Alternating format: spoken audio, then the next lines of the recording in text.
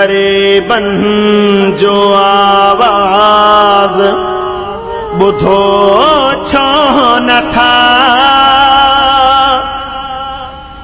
सुतल महाणु निंड महा उथो छो न था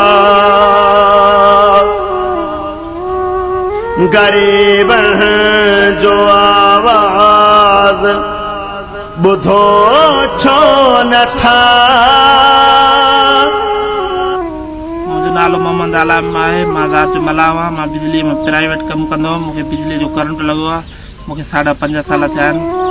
गरीब जो आवाज बुधो छो न था।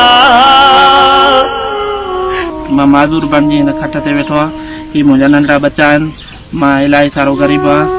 ही मुंहिंजो नंढड़ो हिन महिल बच्चो आहे। ही कमाइण जे लाइक़ु न आहे। ही मुंहिंजी न्याणी बीमार आहे। हिन जे दिलि जे वाल में सोराख़ आहे।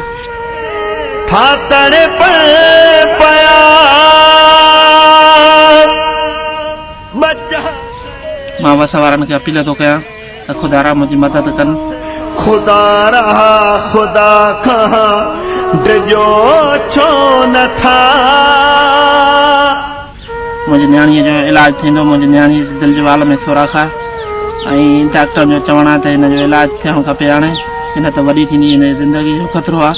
मां पंहिंजे 2 वक़्त जी रोटी बि नथो पूरी खाई सघां त मां हिन पंहिंजी न्याणी जो इलाजु किथां करायां। मां वस वारनि खे अपील थो कयां त ख़ुदा रा मुंहिंजी मदद कयो त मां पंहिंजो घर हलाए सघां ऐं पंहिंजी न्याणी जो इलाजु करायां।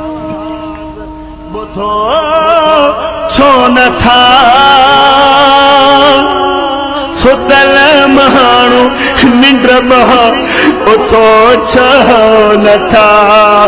सुतल माण्हू निंड महा उथो छो न था।